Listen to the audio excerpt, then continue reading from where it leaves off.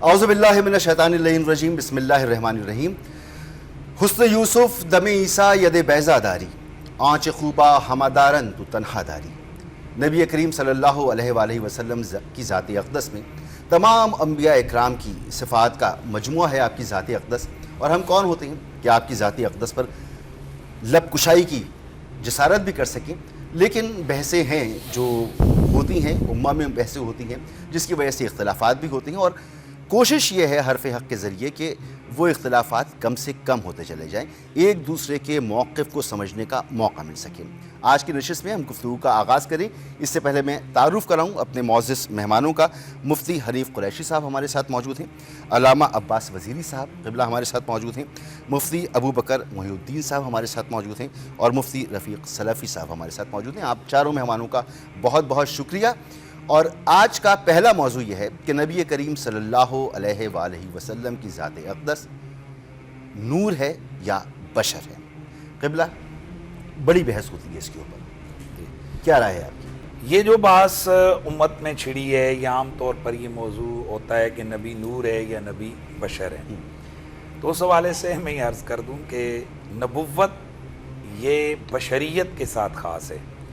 کوئی بھی فرشتہ نبی نہیں ہو سکتا، بے شک کوئی بھی حور غلمان نبوت کے منصب سے سرفراز نہیں ہو سکتے.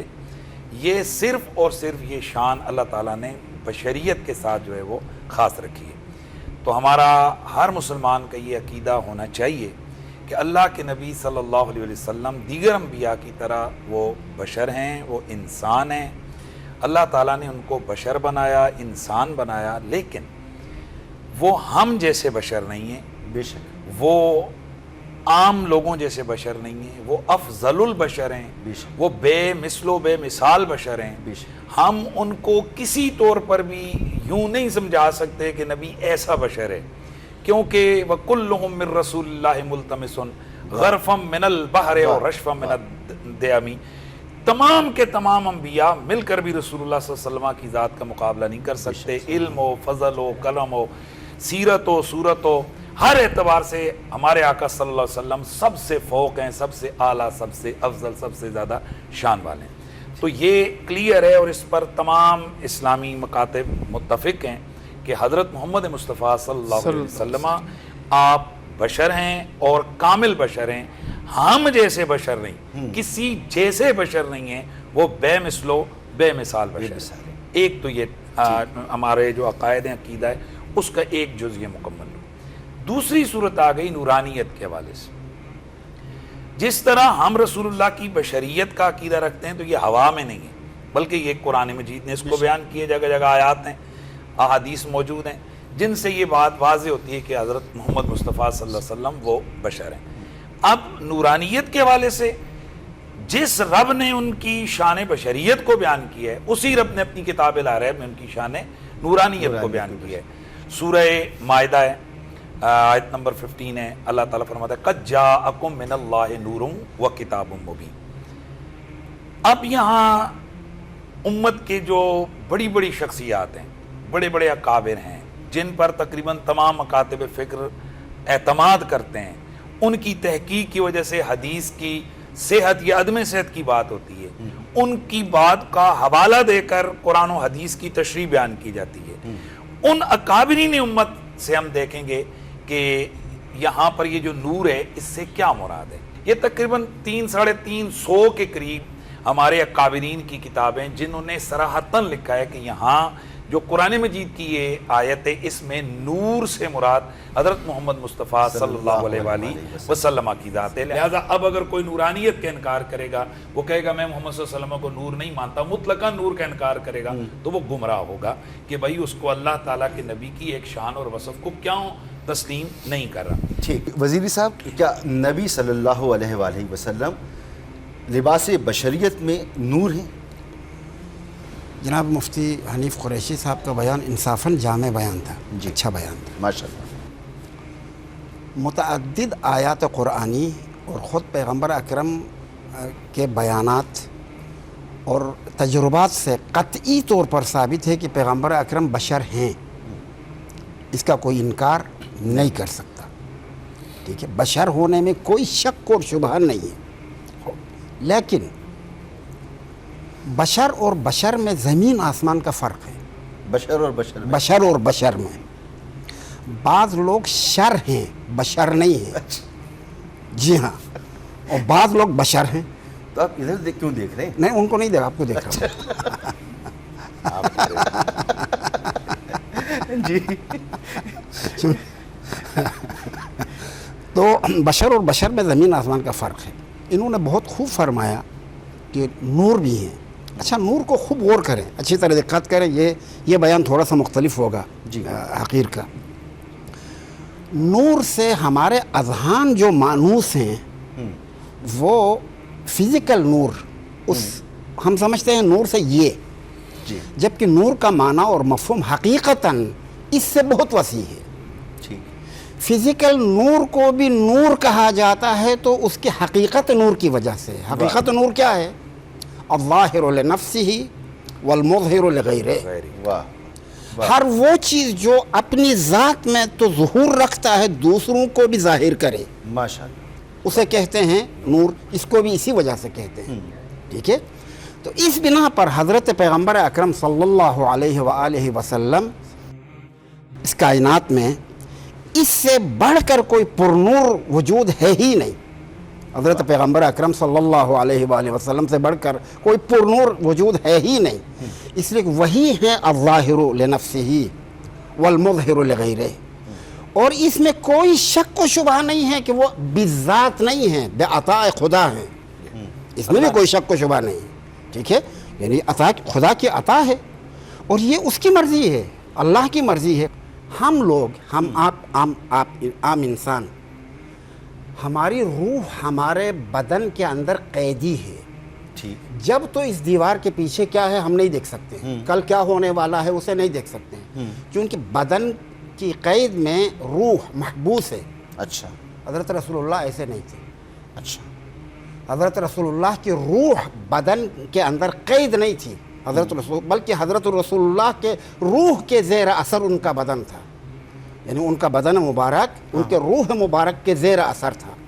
اس بنا پر حضرت پیغمبر اکرم نے ایسی خبریں دی ہیں کہ بعض علماء نے اس کو دلائل النبوہ میں ذکر کیا ہے. مثلا حضرت پیغمبر نے بعد کے جو خبریں دی ہیں ان کو ذکر کیا، یہ خبر وہ خبر، بہت ساری خبریں، یہ تو مسلمات میں سے ہیں. ٹھیک. جبکہ ایک عام بشر اس طرح سے خبر دے نہیں سکتا ہے، اور پیغمبر نے خبریں دی ہیں. ٹھیک ہے. اس لحاظ سے ان کو کہا جاتا ہے نور، چونکہ جس کو کچھ نظر نہیں آتا تھا ان کو وہاں تک نظر آ گیا. اور کیا آپ نے یہ اس وجہ سے ان کو نور کہا جاتا ہے. ٹھیک. خلاصہ کلام یہ کہ حضرت پیغمبر اکرم صلی اللہ علیہ وآلہ وسلم بہت خوبصورت بات کی. بشر ہیں لیکن ہم جیسے بشر نہیں. وہ انا بشر مثلکم میں جو مثل کا لفظ استعمال ہوا وہ نوع بشریت کے لیے، نہ خصوصیات بشری کے لیے. ماشاءاللہ. خصوصیات بشری میں قطعاً وہ ممتاز ہے، اس میں کوئی شک و شبہ کی گنجائش نہیں. وہ مثلیت نوع میں ہے، یعنی نہیں ہے کہ خصوصیات نبی کریم صلی اللہ علیہ وآلہ وسلم بشر بھی ہیں اور نور بھی ہیں بلا شک و شبہ. وزیر صاحب یہاں ایک بریک لینا ہے اور بریک کے بعد یہیں سے گفتگو آگے بڑھائیں گے.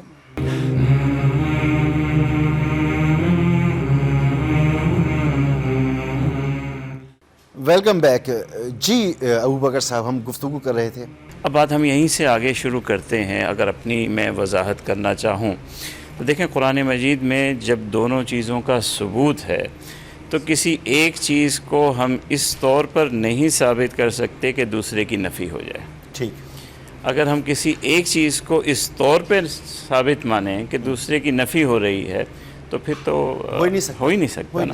تو لا محالہ ہم دونوں معنوں کو اس طور پہ لیں گے کہ کسی ایک کی نفی نہ ہو، کہ حقیقت بشریت بھی موجود رہے اور حضور صلی اللہ علیہ وسلم کی ذات اقدس میں نور بھی موجود رہے. یہ ایک انصاف پر مبنی تقاضا ہے.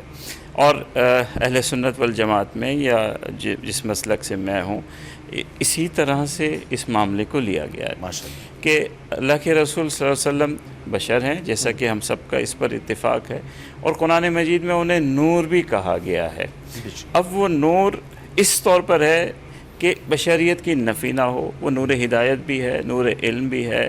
حضور صلی اللہ علیہ وسلم کو اللہ تبارک و تعالیٰ نے جس معنی میں نور عطا فرمایا اس کا انکار ہم نہیں کرتے. ایسے نور ماننے کو ہم منع کرتے ہیں جس کی وجہ سے بشریت کا انکار ہو جائے. اچھا. اور میں یہاں ایک نقطہ اور کہنا چاہتا ہوں کہ ایک خالق ہے اور باقی سب مخلوق ہے. ٹھیک ہے. اور مخلوق میں اب نور اور بشر آ گیا نا. اب ظاہر حضور کا نور خالق میں تو نہیں لے جا سکتے, وہاں تو نہیں لے جا سکتے نا. وہ خالق تو الگ چیز ہے, مخلوق ہی میں کوئی نور ہے. اب مخلوق کا نور اور مخلوق کا بشر زیادہ افضل کون ہوگا, یہ سوال اہم ہے. مگر جو نہیں, مجھے بات پوری کرنے دیجیے, مجھے بات پوری کرنے دیجیے. اللہ تعالیٰ نے تو خود فرمایا کہ میں نے سب پہ بشریت کو بلند کر دیا اور تب سب کو کہا کہ سجدہ کرو. تو بشریت جب سب سے اونچی ہو گئی اور پھر اس بشریت میں سب سے اوپر حضور ہیں, تو بشریت کا اگر ہم انکار کرتے ہیں تو باقی سب چیزیں تو اس کے نیچے رہ گئی نا مخلوق میں. تو نور نبی کریم صلی اللہ علیہ وسلم, قرآن مجید میں ان کے لیے لفظ استعمال کیا گیا, جیسے سراج کا لفظ بھی استعمال کیا گیا. سراج منیر, سراج ہے نا. تو اب کیا ہم کہیں گے حضور چاند ہیں؟ کوئی بھی نہیں کہتا. آپ بھی نہیں کہتے, آپ بھی نہیں کہتے, آپ بھی نہیں کہتے, میں بھی نہیں کہتا. آپ بھی نہیں کہیں گے کہ حضور چاند تھے. تو یہ جو معنی ہے ان معانی کا مجاز ہے, تشبیہ ہے, ان کے مفہوم ہیں. ان مفہوم کو نوجوانوں کو سمجھانا ہے تو مسئلہ بہت آسان ہے. اور وزیر صاحب نے فرمایا کہ نبی کریم صلی اللہ علیہ وسلم کا جسم ظاہری, ان کی روح جو ہے وہ غالب ہے جسم کے اوپر. دیکھیے اس کو کس طرح سے آپ نبی کریم صلی اللہ علیہ وسلم کی ذات اقدس کچھ ایسی صفات ہم بھی تسلیم کرتے ہیں, جیسے حضور صلی اللہ علیہ وسلم کی حدیث مبارکہ پیچھے بھی دیکھا کرتے تھے, ہم اس کا انکار نہیں کرتے ہے. اور حضور صلی اللہ علیہ وسلم نے فرمایا کہ میری آنکھیں سوتی ہیں, میرا دل نہیں سوتا, ہم اس کا انکار نہیں کرتے, حدیث مبارکہ میں ہے.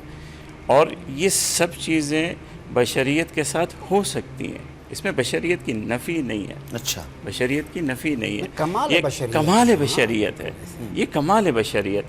مسئلہ وہاں آ جاتا ہے کہ جب کوئی نوجوان اس بحث سے یہ سمجھے کہ جو بشر کہہ رہا ہے, بالکل الٹ کر دیتے ہیں ہمارے نوجوان کہ نور کوئی اونچی چیز ہے, بشر کوئی نیچی چیز ہے. حالانکہ حقیقت یہ ہے کہ مخلوق کا نور نیچے ہے, بشر اونچا ہے, اور یہ تو قرآن مجید میں ہے.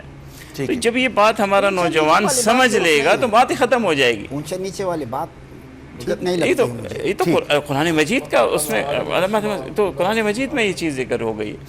تو اب ہم سب ایک ہی بات میں, تعبیر کا فرق ہے. مولانا نے جو کچھ کہا مجھے اس میں کوئی گنجائش نہیں لگتی کہ میں اختلاف کروں, کہ جب بشر ہیں تو ظاہر بات ہے جب وہ نور کہہ رہے ہیں تو نور اس طور پہ مان رہے ہیں کہ بشریت کا انکار نہ ہو.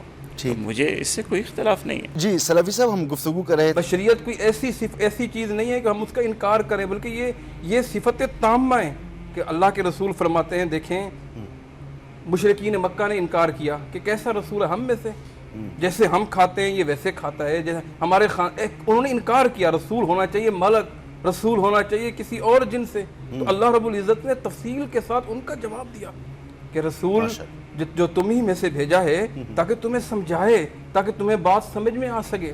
تو مدعا یہ ہے کہ یہ صفت کوئی بشر کا ہونا کوئی معیوب صفت نہیں, بلکہ یہ قرآن سے ثابت ہے. ٹھیک. اور یہ بشر کا ہونا, ہاں ایسے بشر نہیں جیسے بعض لوگ کہتے ہیں کہ انسان عام بشروں کی طرح بشر نہیں. وہ بشر کیسے ہیں, ان کی صفات جیسی کسی کی صفت ہے ہی نہیں ہے. ماشاءاللہ, وہ ایسے بشر ہیں اللہ رب العزت نے اسے کامل اور مکمل بنایا. اور باقی علم کے لحاظ سے, معرفت کے لحاظ سے, دین پہنچانے کے لحاظ سے, قرآن سمجھانے کے لحاظ سے باقی پورا علم نور ہے.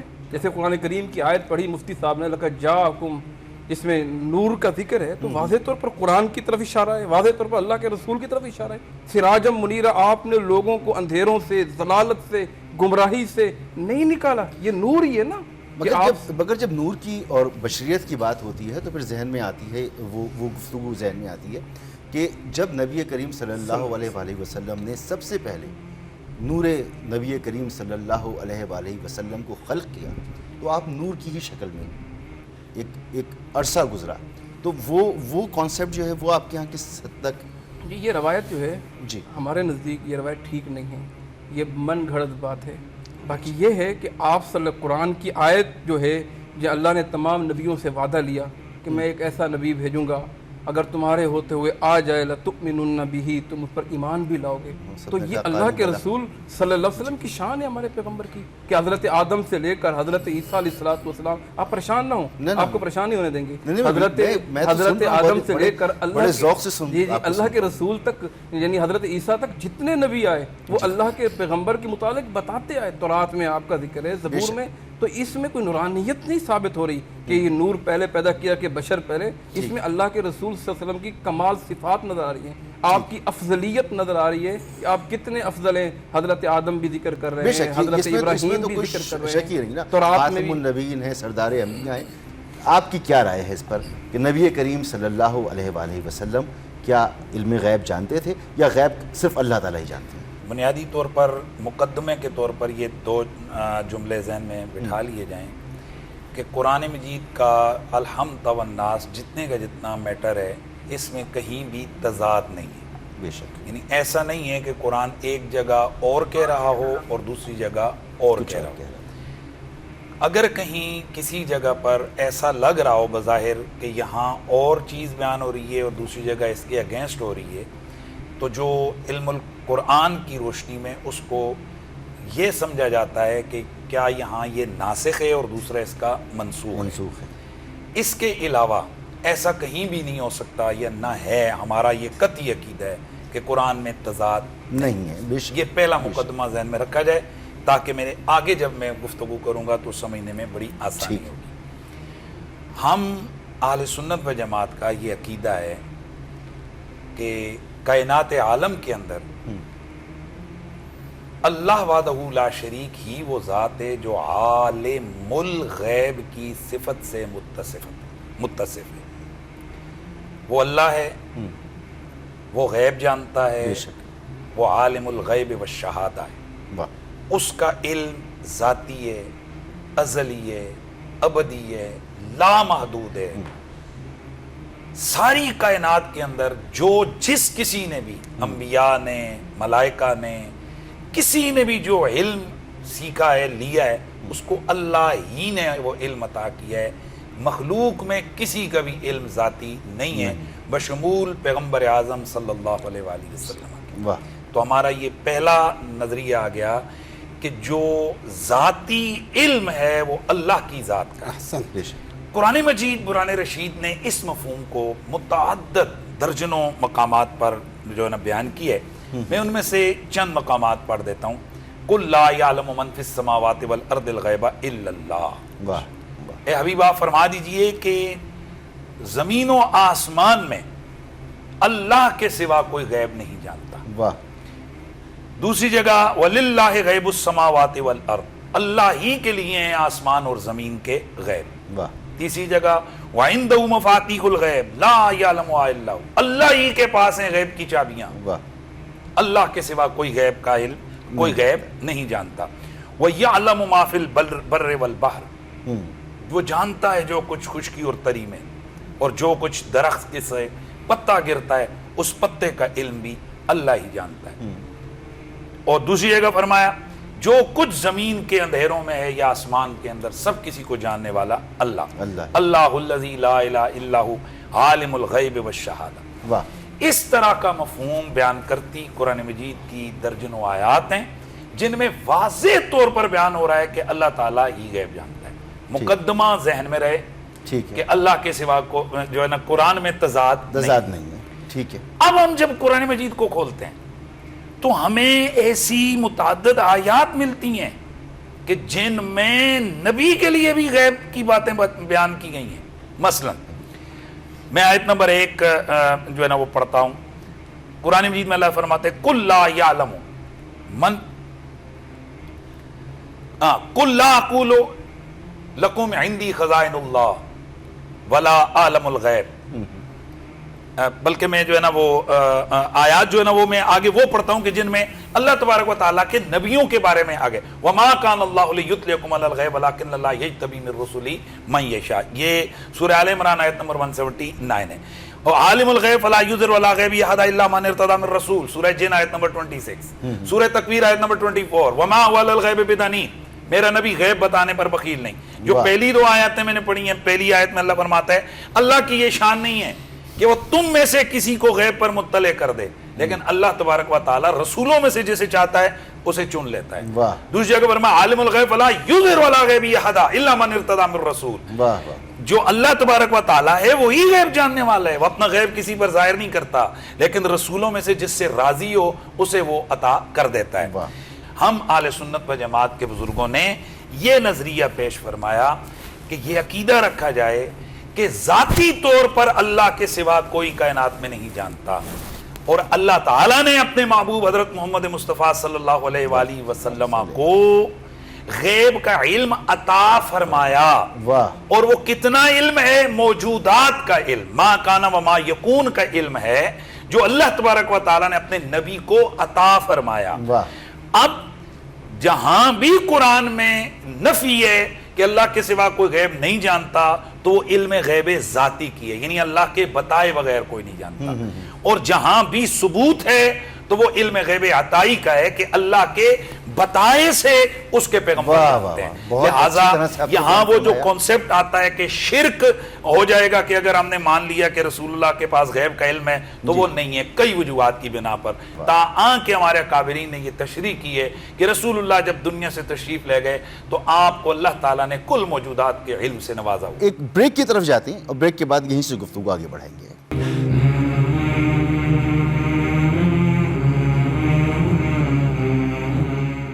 ایک بار پھر خوش آمدید آپ کو کہتے ہیں۔ جی سلفی صاحب، ہم بات کر رہے تھے، ہم عالم الغیب صرف اللہ رب العزت کی ذات ہے، مفتی صاحب نے اشارہ کیا، وہ یہاں تک تو ٹھیک ہے۔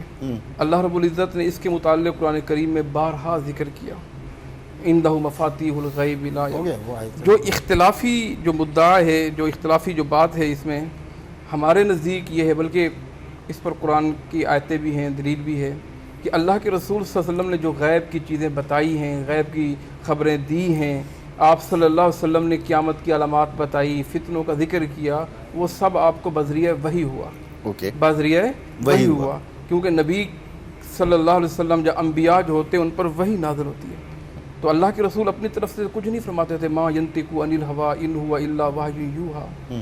کئی موقع ایسے آئے، خود کئی احناف بڑے بڑے کبار علماء کرام ہیں، انہوں نے لکھا کہ اللہ کے رسول سے پوچھا گیا، اللہ کے رسول صلی اللہ علیہ وسلم اس کے بارے میں بتائیں، آپ صلی اللہ علیہ وسلم نے نہیں بتایا، وحی کا انتظار کیا۔ قرآن کریم کی آیتیں بھی یسألونک عن الروح، انہوں نے پوچھا روح کیا ہے، نبی علیہ السلام نے فرمایا آپ کل آنا، میں بتاؤں گا، پھر وحی نازل نہیں ہو۔ اگر آپ غیب دان ہوتے تو فوراً بتا دیتے۔ ایک حدیث ہے نبی علیہ السلام کی، ابو درداء رضی اللہ تعالیٰ عنہ حدیث کے راوی ہیں، میں جو یہ کہے کہ اللہ کے رسول صلی اللہ علیہ وسلم کل کی بات جانتے ہیں وہ سب سے بڑا جھوٹا ہے۔ یہ صحیح بخاری کے اندر حدیث ہے، ٹھیک ہے نا۔ جو اللہ رب العزت نے بذریعہ وہی آپ کو بتا دیا، آپ نے وہ امت کو سکھا دیا۔ مطلقاً عالم الغیب صرف اللہ کی ذات ہے، جو باتیں مفتی صاحب والی بات، اللہ کی ذات ہے، لا یعلم الغیب الا اللہ، اللہ کے علاوہ کوئی بھی نہیں جانتا۔ بلکہ 5 چیزوں کا ذکر کیا، ما تدری نفس ماذا تکسب غدا، کوئی نہیں جانتا کل کیا کھائے گا کمائے گا، کوئی نہیں جانتا کہاں مرے گا، کسی کو معلوم نہیں ماں کے پیٹ میں کیا ہے کب مرے گا، اور غیب کی چابیاں، غیب کی خبریں صرف اللہ کے پاس ہیں، کسی کے پاس نہیں۔ نبی علیہ الصلوۃ والسلام، میں نے جیسے ذکر کیا، 28 مواقع حافظ ابن حجر رحمہ اللہ نے، مفتی صاحب بھی محقق ہیں، تحقیق کرتے ہیں، 28 موقع فتح الباری میں لکھے کہ اللہ کے رسول صلی اللہ علیہ وسلم سے مختلف موقع پہ پوچھا گیا، سوالات کیے گئے، آپ صلی اللہ علیہ وسلم نے جواب نہیں دیا، بلکہ ایک دفعہ آپ نے کسی کو مشورہ دیا کہ پھلوں کو آپس میں جو ملایا جاتا ہے، کیا کہتے ہیں اسے، تعبیر کی جاتی ہے آپس میں جنس کی، تو صحابہ نے کر دیا آپس میں، اللہ کے رسول نے مشورہ دیا کوئی، تو ان کے پھل کم ہوئے، اس سال کا تعبیر کیوں کرتے ہو، اس سال چھوڑ دو، جو ہونا ہوگا اللہ کی طرف سے ہو جائے گا، تو پھل کم ہوئے۔ نبی علیہ السلام نے فرمایا میں تم جیسا میں بشر ہوں، مجھے کچھ پتہ نہیں، اس معاملے میں تم لوگ ماہر ہو، جب میں اللہ کی طرف سے بات کروں جو وہی آئے گی وہ تو ٹھیک ہے، جو میں اپنی ذاتی بات کروں وہ چھوڑی بھی جا سکتی ہے۔ مگر قبلہ یہاں ذہن میں یہ بات آتی ہے، میں آپ کی بات پوری کرنے دیں، کہ جب نبی کریم صلی اللہ علیہ وآلہ وسلم مدینہ تو شہر علم ہے، تو علم تو ہر چیز کا ان کے پاس پھر موجود ہے نا، جیسے آپ نے فرمایا کہ یہ ایک ٹیکنیک ہے جو دوسروں کو آتی تھی، نبی نے کہا مجھے نہیں آتی. آپ صلی اللہ جی آپ صلی اللہ ان کے پاس تو ہر طرح کا علم ہے. ہر طرح کا علم وہ علم ہے جو اللہ نے انہیں سکھایا، جو اللہ نے انہیں بتایا. جتنا اللہ نے بتایا اتنا علم ہے. میں کہتا ہوں بغیر وحی کے آپ نے کوئی ایک بات بھی امت تک نہیں پہنچائی، جو بھی پہنچائی آپ نے وحی سے پہنچائی. اگر آپ اپنی طرف سے بات کرتے، میرا اللہ قرآن کریم میں فرماتا ہے لَقَطَعْنَا مِنْهُ الْوَتِينَ تقول علینا بعض الاقاویل. جی تو آپ نے اپنی طرف سے کوئی بات نہیں کی، جو بھی کی وہی سے. اسے سمجھیے نا کہ اللہ کے رسول کی عام آدمی تھوڑی ہے، ان پر جناب جبرائیل آتے ہیں، ان پر وحی آتی ہے، اللہ کا حکم آتا ہے، سب کچھ اللہ کے حکم سے بیان کرتے ہیں. تو اللہ نے علم الغیب مطلقاً اپنے لیے رکھا ہے، اس لیے فرمایا عندہ مفاتیح الغیب لا یعلمها الا اللہ. غیب کی کنجیاں اللہ کے پاس ہیں. اور اس مضمون پر قرآن کریم کے اندر کئی آیتیں ہیں، کئی طرح کے واقعات، انبیاء کا ذکر کیا، ان کی مثالیں موجود ہیں، اللہ کے رسول کی مثالیں موجود ہیں. کہا کیا فرمایا قل لا اقول لکم عندی خزائن اللہ، میں یہ نہیں کہتا ہوں میرے پاس اللہ کے خزانے ہیں. ولا عالم الغیب، میں عالم الغیب بھی نہیں ہوں. کون کہہ رہے ہیں؟ جناب محمد رسول اللہ. قرآن فرمایا انہیں کہہ دیجئے میں عالم الغیب بھی نہیں ہوں. اگر میں عالم الغیب ہوتا لستکثرت من الخیر. اب یہاں یہ سمجھنا قرآن کی پڑے آیت سن لیں گا پوری، کہ لستکثرت من الخیر، میں خیر کو جمع کر لیتا. وما مسنی السوء، مجھے کبھی تکلیف نہ آتی، مجھے کبھی مشکل نہ آتی، مجھے کبھی پریشانیاں نہ آتی. آپ پر کتنی پریشانیاں ہوئیں مجھے بتائیے نا. آپ صلی اللہ علیہ وسلم کو مکہ سے نکالا گیا، آپ کی بیٹیوں کو طلاقیں ہوئیں. اگر آپ ہوتے تو یہ معاملات ہو سکتے تھے. آپ کے صحابہ کو مارا گیا، آپ صلی اللہ علیہ وسلم نے ہجرت کی، آپ صلی اللہ علیہ وسلم پھر مدینہ میں آئے، تکلیفیں ہوئیں، مشکلات ہوئی. کیوں ہوئیں؟ اگر آپ غیب دان ہوتے تو ان چیزوں سے بچ سکتے تھے. اچھا، نبی کریم صلی اللہ علیہ وسلم اس وقت تک کچھ نہیں فرماتے جب تک وحی نہیں آتی. آپ نے ابھی کچھ دیر پہلے گفتگو میں فرمایا کہ ایک انسان کی بشری تقاضا یا اس کی جو بلندی ہے وہ یہ ہے کہ وہ اپنے پیچھے کو بھی دیکھ لیتا ہے، سامنے بھی دیکھتا ہے، پیچھے بھی دیکھ لیتا ہے. تو ایک عام آدمی اپنے علم میں اتنا بلند ہوتا ہے کہ وہ پیچھے بھی دیکھ لیتا ہے، لیکن نبی جب تک وحی نہیں آتی کچھ کہتے ہی نہیں ہیں. بسم اللہ الرحمن الرحیم. اس موضوع کے متعلق مفتی صاحب نے بھی بہت خوبصورت باتیں کی ہیں، مولانا رفیق صاحب نے بھی بہت خوبصورت باتیں کی ہیں. میں اپنا نقطہ نظر آپ کے سامنے واضح کرنا چاہوں گا. دیکھیے، مفتی صاحب کی اس بات سے مجھے 100% اتفاق ہے کہ نبی کریم صلی اللہ علیہ وسلم کا علم ذاتی علم نہیں ہے. اور مجھے اس سے بھی اتفاق ہے، 100% اتفاق ہے کہ اللہ تعالیٰ نے اپنے علم غیب سے کچھ غیب کا علم، باتیں جو اللہ جانتا ہے، مجھے نہیں پتہ کتنی ہیں، وہ حضور صلی اللہ علیہ وسلم کو بتائی ہیں اور قرآن مجید میں موجود ہے. یہ بات بھی 100% میں اس بات سے متفق ہوں. اب میں جو یہاں پہ ایک محسوس کرتا ہوں کہ علم غیب ہے کیا، جی یہ اصل چیز پہلے ہم طے کریں. میرے نزدیک علم غیب وہ ہے کہ جو اسباب علم کے بنا حاصل ہو. اسباب علم 3 ہیں: حواس کے ذریعے، عقل کے ذریعے، خبر کے ذریعے. جب قاری صاحب نے یہ بات خود فرمائی ہے، مفتی صاحب نے، کہ نبی کریم صلی اللہ علیہ وسلم کا جو علم ہے وہ اللہ کا عطا کیا ہے، خبر دی گئی ہے، تو میرے نزدیک جو علم غیب کی تعریف ہے، حضور کا علم غیب ہونے سے نکل گیا، کیونکہ خبر آ گئی نا، بتایا گیا.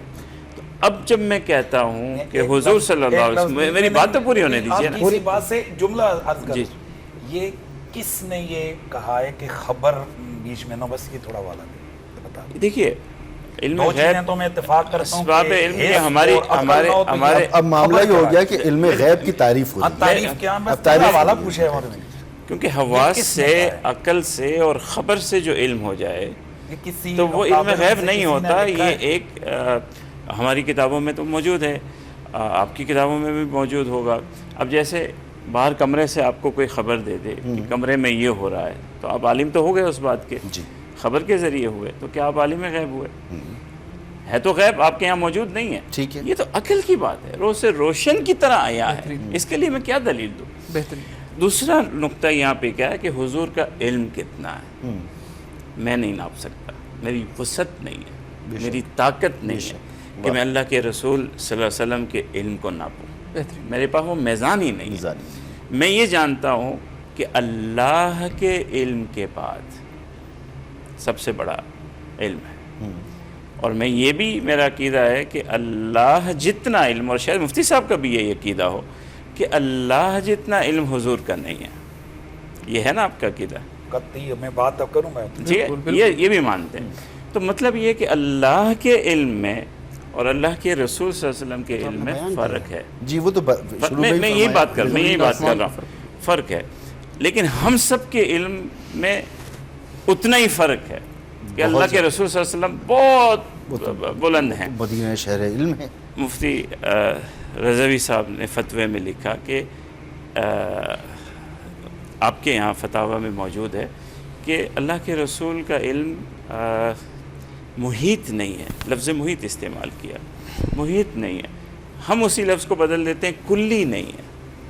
کل موجودات کا، ہر موجود چیز کا تو محیط نہیں ہے. دونوں ایک دوسرے کی تفریق ہے. نہیں، مطلب تعبیر کا فرق ہے. محیط ہر موجودات کو احاطہ کرنے والا. محیط وہ کہہ رہے ہیں محیط نہیں ہے. ہاں میں بھی یہ آپ کہہ رہے ہیں کلی نہیں ہے. کلی نہیں. کلی کا بھی یہ مطلب ہے کہ ہر چیز کا علم، وہ کر لیں میں اس ہر چیز کا علم. تو یہ فرق ملحوظ رکھنا چاہیے. ٹھیک، ایک بریک کی طرف جانا ہے، بریک کے بعد واپس آتے ہیں اور یہیں سے گفتگو آگے بڑھائیں گے.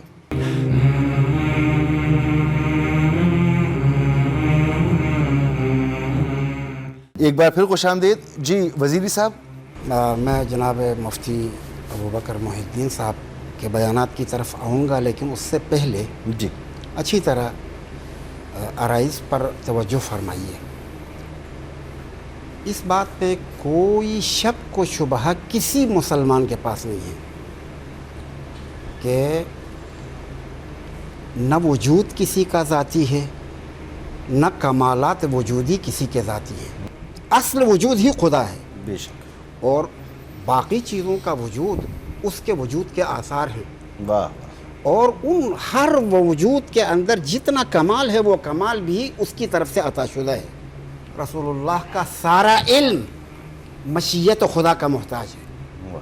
سارا علم، ٹھیک، ہر کسی کا سارا علم، جس کے پاس جو بھی ہے، جتنا اس کا وجود ہے، وہ خداوند متعال کی عطا ہے. بے شک. مفتی حنیف قریشی صاحب نے کتنی خوبصورت بات کی کہ مثلا قرآن مجید میں تضادات نہیں ہیں، قطعاً نہیں ہے. عام و خاص ہیں، مطلق مقید ہیں، وہ چیزیں ممکن ہیں، لیکن تضاد نہیں ہے. ٹھیک ہے. اور قرآن مجید میں دو طرح کی آیتیں بھی ہیں، یہ بھی مسلم ہے کہ غیب صرف خدا کو ہے اور کسی کو نہیں ہے. جی. اور یہ آیتیں بھی ہیں کہ ہم نے اپنے پسندیدہ رسولوں کو غیب کا علم عطا کیا ہے. واہ. وہ بھی ہے. تو اس کا مطلب کیا ہوا؟ اب غیب کیا ہے یہ سمجھ میں اب میں اس کی طرف آؤں گا، اس کی طرف آؤں گا، پریشان نہ ہوں، اس کی طرف آؤں گا میں. اسی آیت پہ غور کیجئے کہ فَلَا يُظْهِرُ عَلَى غَيْبِهِ أَحَدًا، اپنے غیب کو کسی پر ظاہر نہیں کرتا ہے. إِلَّا مَنِ ارْتَضَىٰ مِن رسول، استثناء ہے نا. غیب کا علم کسی کو نہیں دیتا ہے، اسی غیب کا علم من ارتضیٰ من رسول کو عطا کرتا ہے. تو یعنی غیب کا علم عطا کرتا ہے. بالکل. جس کی نفی ہوئی ہے وہی عطا ہو رہی ہے نا بھائی. عموماً جس کی نفی ہو گئی کسی ایک کے لیے ثابت ہو رہا ہے تو وہی چیز ہی دوبارہ ثابت ہو رہی ہے، یعنی وہی غیب.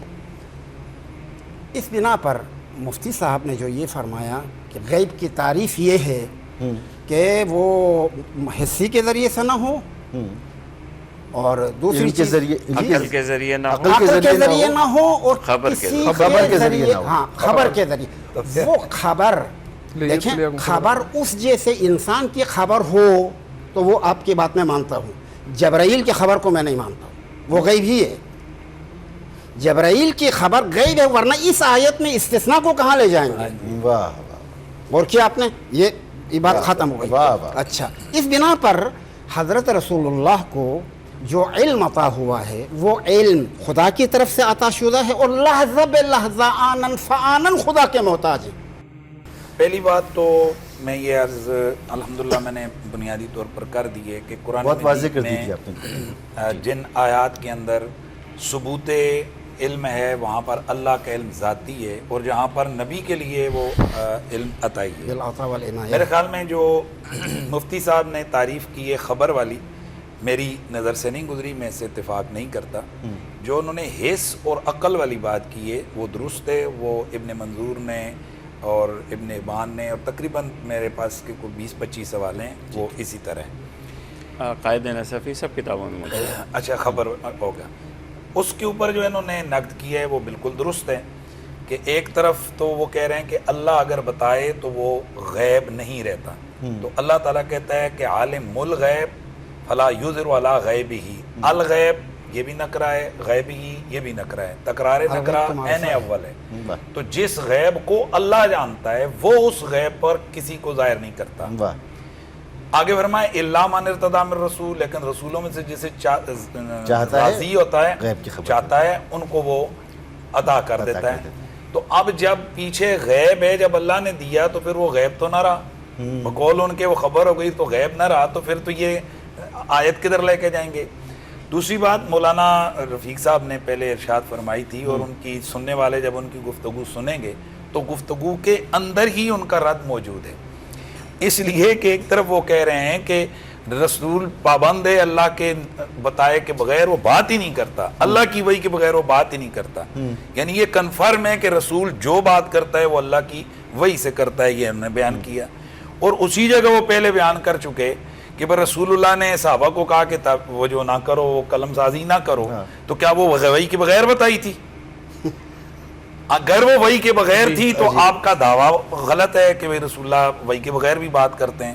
اگر نہیں تو پھر دیکھنا پڑے گا کہ ایسا تو نہیں ہو سکتا. اس کے بعد یہ قلم لگانا تو پھر بنا. ہاں تو پھر ایسا دیکھیں گے ہم کہ یار ایسا تو پھر نہیں ہو سکتا کہ اللہ بتائے. کیسے ممکن ہے کہ اللہ تبارک و تعالیٰ بتائے اور نبی معاذ اللہ اس سے وہ بات غلط ہو جائے؟ لہٰذا مزید انہوں نے یہ جو بات کہی نہیں تو اس کے بعد تو قلم لگانا بھی ختم ہو گیا. جی نہ میں اس کی طرف آ رہا ہوں، میں اس کا جواب دوں گا. اصل میں بہت ساری دفعہ بہت ساری چیزیں ایسی ہوتی ہیں کہ جن میں ایک حکمت پنہاں اور پوشیدہ ہوتی ہے اور بعض اوقات صحابہ کرام کے عدم صبر کی وجہ سے رسول اللہ اس حکم کو جسے کہتے ہیں پوشیدہ رکھ دیتے ہیں. مثلا پہلے معلوم تھا کہ لیلۃ القدر کب آئے گی. صحابہ کرام علیہم رضوان وہ کسی مسئلے پر اونچی آواز ہوئی مسجد میں، اللہ کے نبی نے فرمایا تمہاری اس وجہ سے اللہ تعالیٰ نے یہ علم واپس لے لیا لیلۃ القدر کا. اب یہاں ہمارے بزرگوں نے علماء نے، اور یہ ہمارے بزرگوں سے مراد اکابرین امت ہے، انہوں نے لکھا ہے کہ اگر صحابہ کرام وہاں پر خاموش رہتے، راضی برضائے رسول رہتے، وہ بتقاضے بشریت کی عرض نہ کرتے کہ یا رسول اس دفعہ فصل کم ہوئی ہے، وہ خاموش رہتے، اللہ تعالیٰ قیامت تک کے لیے اس جھنجٹ سے ہی ان کو آزاد فرما دیتا. لیکن چونکہ ایک نیچر کا طریقہ آ رہا تھا، رسول اللہ صلی اللہ علیہ وسلم وہ جو اللہ تعالیٰ نے ان کو وہی جو ان کو علم دیا ہوا تھا اللہ نے، وہ جانتے تھے کہ اگر ایسا ہوگا تو یوں ہوگا، وہ خاموش ہو گئے تو وہ معاملہ اسی طرح رک گیا. باقی جو انہوں نے فرمایا کہ فلاں چیز کی خبر رسول اللہ نے نہیں دی کب قیامت آئے گی، میں تھوڑا سا یہیں پہ ان کی توجہ اور اپنے سننے والوں کی توجہ کے لیے کہ مل مسئول عنہا اعلم من السائل، اس کا ترجمہ کیا ہے مفتی صاحب؟ ترجمہ تو اس کا یہ بنتا ہے کہ مسئول عنہا زیادہ نہیں جانتا سائل سے. تو آپ کیا یہاں اس حدیث کے ان الفاظ کو سامنے رکھ کر یہ کہیں گے کہ جبریل رسول اللہ سے زیادہ جانتا ہے؟ اس کا مطلب ہے کہ یہاں کسی بات کی طرف رسول اللہ متوجہ کر رہے ہیں جبریل کو، اور وہ کیا ہے ہم یہ سمجھتے ہیں. انہوں نے تو کہا ہے نا کہ 16-17 چیزیں 19 چیزیں 40 حدیثیں ہیں اللہ کے رسول صلی اللہ علیہ وسلم کی صحیح سند کے ساتھ کہ جس میں رسول اللہ صلی اللہ علیہ وسلم نے از اول تا آخر صحابی رسول فرماتے ہیں کہ اللہ کے نبی ایک دن تشریف لائے، آپ نے فجر پڑھائی، فجر کے بعد آپ ممبر پہ بیٹھے، بیان کرنا شروع کیا، پھر اترے، زور پڑھائی، زور پڑھا کے پھر ممبر پہ بیٹھے، پھر بیان کرنا شروع کیا، پھر عصر کا وقت ہوا، عصر کے وقت پھر نیچے اترے، پھر ممبر پہ بیٹھے حتیٰ کہ غروب آفتاب ہوا. فرماتے ہیں رسول اللہ نے کائنات پیدا ہونے سے لے کر لوگوں کے جنت اور دوزخ میں جانے تک ہر چیز کی خبر دے دی، کوئی چیز پیچھے چھوڑی نہیں. اور جہاں یہ چیزیں آتی ہیں کہ جی فلاں چیز اللہ کے نبی نے نہیں بتائی، تو وہ نہ بتانے میں بھی اللہ کے رسول کا علم ہے جو ہمیں نہیں معلوم. رسول خدا سرور انبیاء اللہ کے رازدان ہیں، اللہ تبارک و تعالیٰ نے ان کو یہ چیزیں بتائی ہیں. جہاں انہوں نے مناسب سمجھا وہ انہوں نے غیب کی خبریں دیں، غیب بتایا، لوگوں کو بتایا. وما علی الغیب بدنین، وہ کتنا بتایا؟ اللہ فرماتے ہیں میرا نبی غیب بتانے پر بخیل ہے ہی نہیں. بہت سی باتیں ہیں لیکن میں صرف اس میں سے منتخب باتوں پہ اپنا اظہار رائے کروں گا.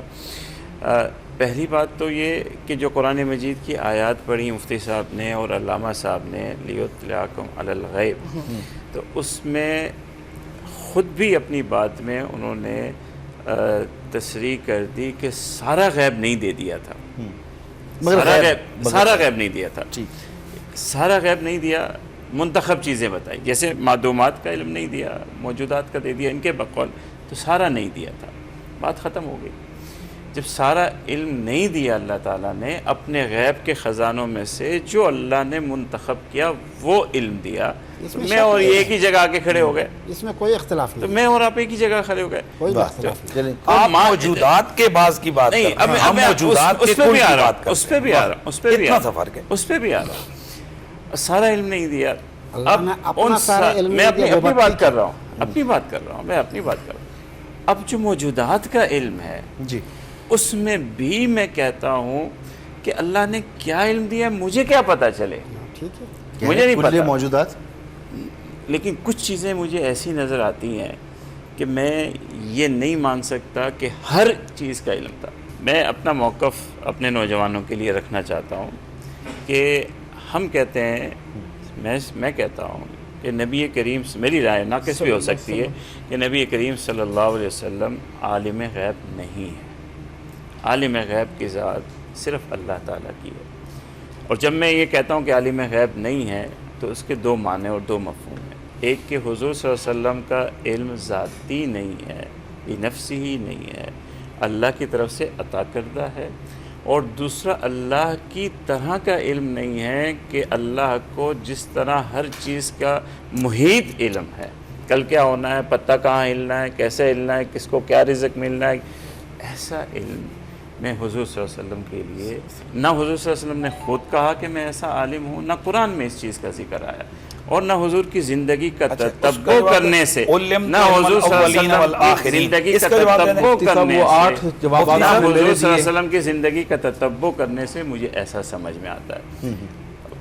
حضرت عثمان گئے ہوئے کرنے کے لیے، تو حضور صلی اللہ علیہ وسلم کیا یہ سارا خبر آ گئی، ہاں ٹھیک، تو یہ ساری چیزیں تتبع کرنے سے مجھے یہ پتہ چلتا ہے کہ اللہ اور اس کے رسول کے علم میں فرق ہے۔ اللہ عالم الغیب ہے، مکان و ما یکون کا علم جانتا، مکان و ما یکون کا علم اللہ جانتا ہے، موجودات، ہر معلومات کا علم اللہ جانتا ہے، اور اللہ نے اپنے علم میں سے بے پناہ علم دیا ہے اپنے رسول کو۔ اور کتنا دیا ہے یہ ہمیں نہیں مجھے پتا۔ اللہ کے رسول صلی اللہ علیہ وسلم کے علم کو ہم قرآن مجید کے الفاظ کے علم کے اندر محدود تو نہیں کر سکتے نا، یہ بات ہے۔ حضور صلی اللہ علیہ وسلم کا علم تو وسیع ہے۔ مفتی حنیف قریشی صاحب، جناب علامہ عباس وزیری صاحب، جناب مفتی ابو بکر محی الدین صاحب، اور جناب مفتی رفیق سلفی صاحب، آپ چاروں مہمانوں کا بہت شکریہ۔